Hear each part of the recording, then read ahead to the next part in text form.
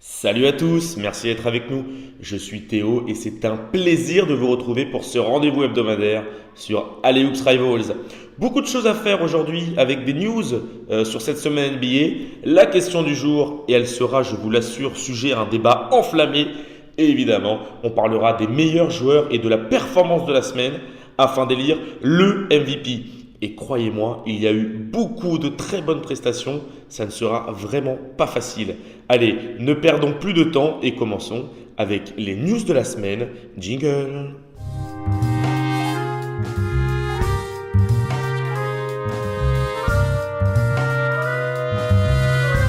Vous avez eu peur, mais il est enfin arrivé et c'est un réel plaisir. Victor Richard est avec nous. Salut Victor. Salut tout le monde. Allez, on commence tout de suite avec une info sur Carmelo Anthony. Ouais, donc on le sait, cet été, il est arrivé aux Rockets et contre toute attente, il semblerait qu'il soit déjà sur le départ.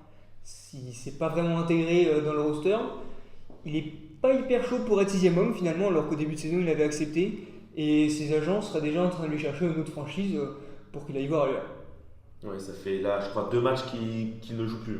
Ouais, et 2 matchs de trop déjà, donc on ne serait pas étonné qu'il quitte les Rockets très très rapidement. Allez, et autre info, elle concerne Caris LeVert, le joueur des Brooklyn Nets qui s'était grièvement blessé dans la semaine à la jambe. Et alors qu'on pensait que sa saison était terminée, et bien surprise, il pourrait rejouer en fin de saison car sa blessure ne nécessite aucune intervention chirurgicale. Et en tout cas, on lui souhaite de se remettre le plus rapidement possible. Allez, et info à suivre sur les champions NBA, Victor. Ouais, sur le match des Clippers, il reste à peu près 7 secondes au buzzer quand Draymond Green décide d'aller vite vers l'attaque, ce qu'on peut comprendre, pour gagner son match simplement, puisque contre les Clippers il y avait égalité, et du coup il fallait évidemment gagner le match. Cependant, Kevin Durant voulait prendre un peu plus son temps, poser son action et se reprendre son shoot tout seul, et grosse embrouille entre les deux joueurs à la fin du match. Un vif échange a eu lieu, des insultes ont un peu fusé à droite à gauche, mais en fait il semblerait que la brouille vienne d'un peu plus loin. Pourquoi ? Parce que KD il sera free agent à la fin de saison et beaucoup ont peur qu'il parte en fait tout simplement et qu'il quitte les Warriors comme il avait fait avec OKC il y a quelques années maintenant. Et ça plaît pas à Draymond Green qui lui demande en fait d'assurer publiquement qu'il continuera la saison prochaine comme lui a pu le faire, comme Klay Thompson l'a fait récemment ou comme peut le faire Stephen Curry quand il est dans cette situation. Et juste pour ajouter 2 secondes, Victor, il dit durant cette embrouille sur le terrain, This is why I'm out. C'est-à-dire, c'est pour ça que je m'en vais. Et c'est peut-être ça aussi qui n'a pas plu à Draymond Green. C'est clair que ça lui a pas plu. Et donc, pour finir sur cette petite anecdote, Draymond Green a été suspendu un match sans solde, ce qui lui a coûté à peu près 120 000 $.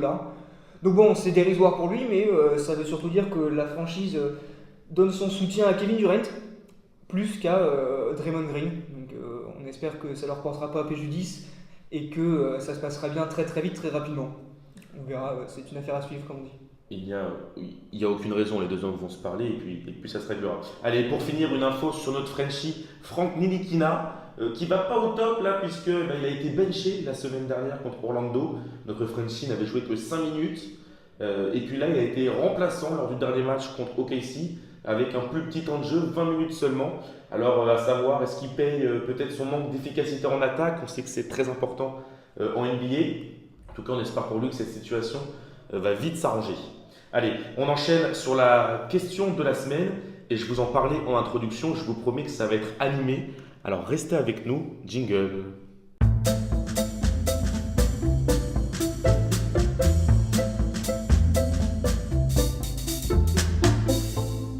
Allez, et cette question, Victor va être le premier à y répondre. On rappelle juste que Butler est parti à Philadelphie contre Dario Saric et Robert Covington. Voilà, juste pour la petite info. Alors la question, c'est la suivante, Victor. Jimmy Butler, bonne ou mauvaise affaire pour Philadelphie et puis pour Minnesota ? Alors déjà pour Minnesota, c'est clairement une bonne affaire. Ils récupèrent Dario Saric et Covington, qui sont 2 joueurs vraiment très bons dans leur domaine. Donc bonne affaire pour eux, et surtout ils se débarrassent de Butler qui voulait partir. Donc c'est forcément positif, et les 2 joueurs qu'ils récupèrent sont suffisamment bons pour laisser la place à Karl Anthony Towns et Andrew Wiggins, qui seront donc les 2 leaders d'attaque. Pour Philly, de l'autre côté, moi je pense que c'est une bonne affaire aussi, Déjà cet été, ils étaient à la recherche d'une troisième star, donc avec Embiid et Simmons.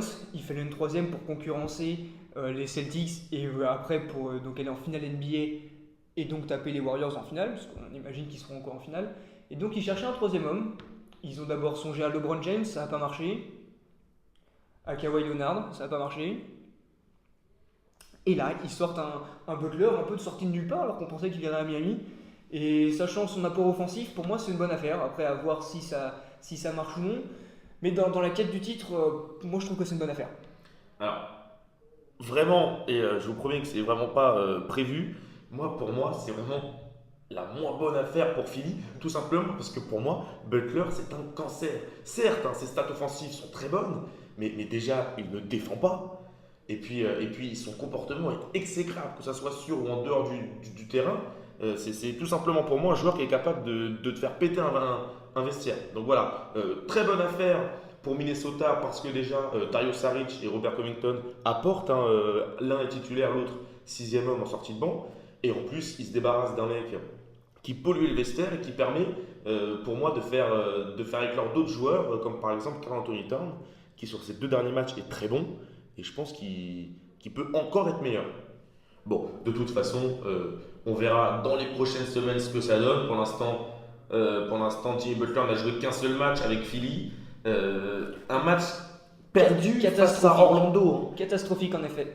C'est quand même ça qui me dit que, Ouais, mais c'est que le premier match. compliqué. C'est le premier match. Il faut du temps pour qu'il s'adapte à son vestiaire. Il faut du temps pour qu'il s'adapte à Embiid, qui avait d'ailleurs encore fait un match monstrueux. Il faut du temps. Il faut du temps et j'ai envie d'y croire. À voir si ça suffira pour aller battre les Celtics. Pas à gagner. À voir surtout si ton envie se concrétisera. Pas gagner non plus. Allez, on enchaîne et on passe aux dernières parties de ce podcast. Qui sont les meilleurs joueurs et puis qui sera le MVP de la semaine? Jingle!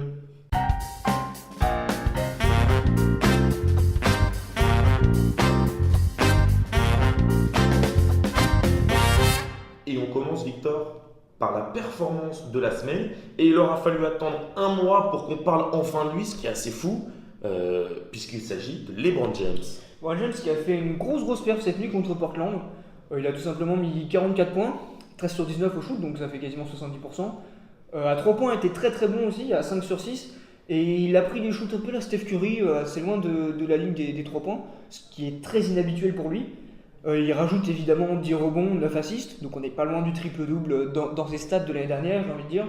Il rajoute aussi 3 blocs, et grosse info de la nuit, il passe surtout 5e meilleur marqueur de l'histoire de la NBA, devant Will Chamberlain, avec plus de 31 000 points.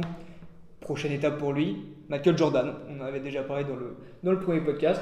Enfin, tout ça pour dire que c'est LeBron James qui a fait le meilleur match de la semaine selon nous, et c'est pas trop tôt.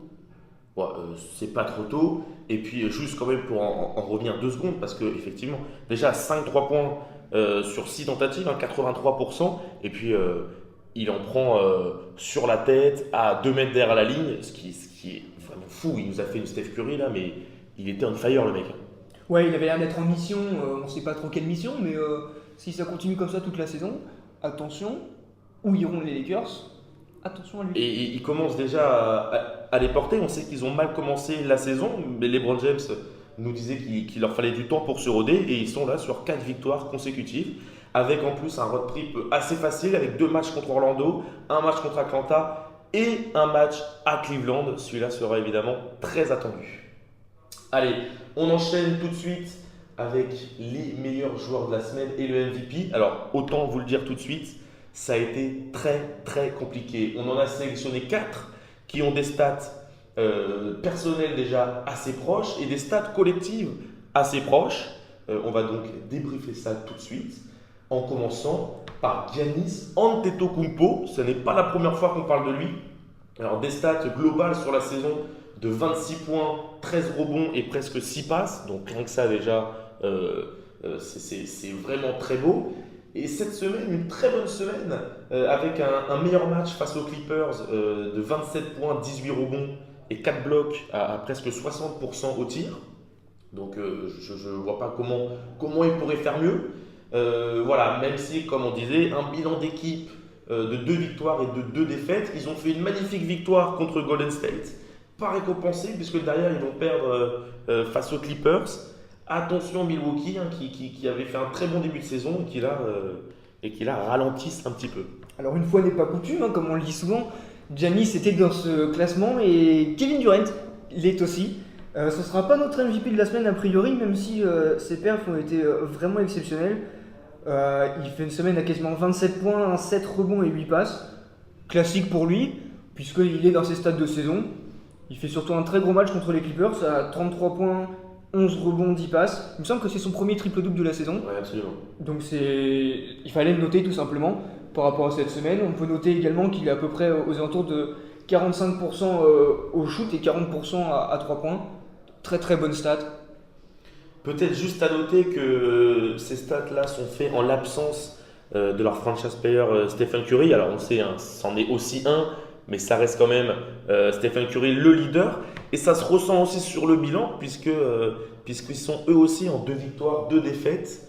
Alors ils avaient très très bien commencé la saison avec 10 victoires, 1 défaite. Et là, eux aussi ralentissent un peu la cadence. Alors on ne s'inquiète pas avec Golden State, ils vont vite repasser la deuxième.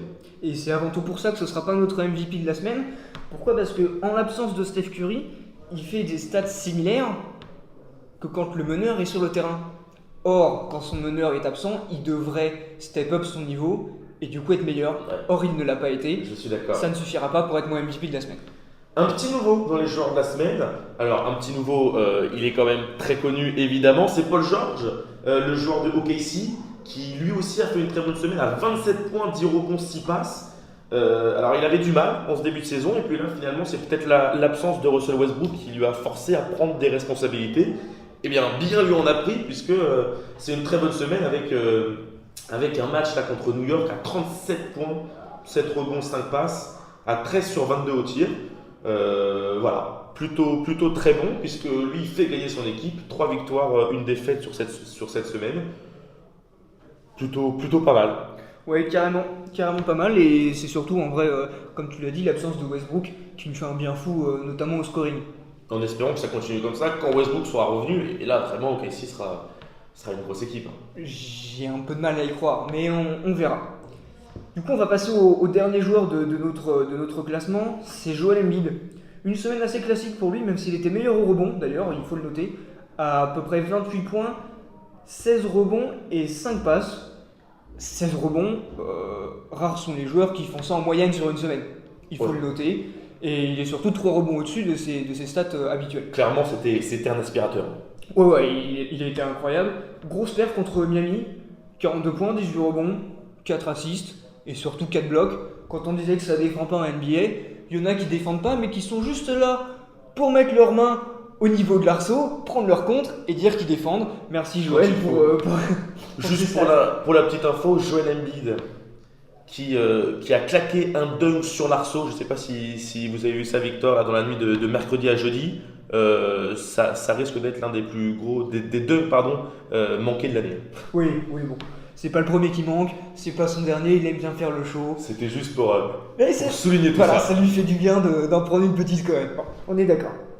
Et donc, alors moi honnêtement, comme je l'ai dit au début, moi je n'ai pas de MVP. Les 4 ont des stats extraordinaires. On en parlait la semaine dernière d'avoir peut-être un niveau un poil plus faible. Là, cette semaine, on est gâté. On est gâté, mais moi je vais choisir un MVP et ce sera Joel Embiid. Eh bien, allez-y. Pourquoi ? La réponse est simple, parce que la plupart des 4 qu'on a mentionnés ont des stats assez similaires au scoring, aux alentours de 27 points. Ouais. Mais Embiid a une stat vraiment monstrueuse à côté, ce que n'ont pas les autres, ses rebonds, où il est à 16, alors qu'on voit les stats, comme tu l'as dit, de Paul George, même s'il a 10 rebonds, 6 passes, c'est des stats, c'est pas transcendant. Non, c'est vrai. Alors qu'une semaine à 27, 28 points et 16 rebonds, on n'en voit pas tous les jours, il faut le souligner. Je vous l'accorde, Victor. De toute façon, comme chaque semaine, c'est aussi vous qui décidez. Alors, donnez-nous votre avis. Vous en avez l'habitude, c'est aussi ça à Lux Rivals. Vous nous donnez votre avis, vous écrivez vos commentaires, nous on lit tout, et puis on verra la semaine prochaine un peu tout ça. En attendant, passez une très bonne semaine NBA. On se retrouve la semaine prochaine. Salut à tous.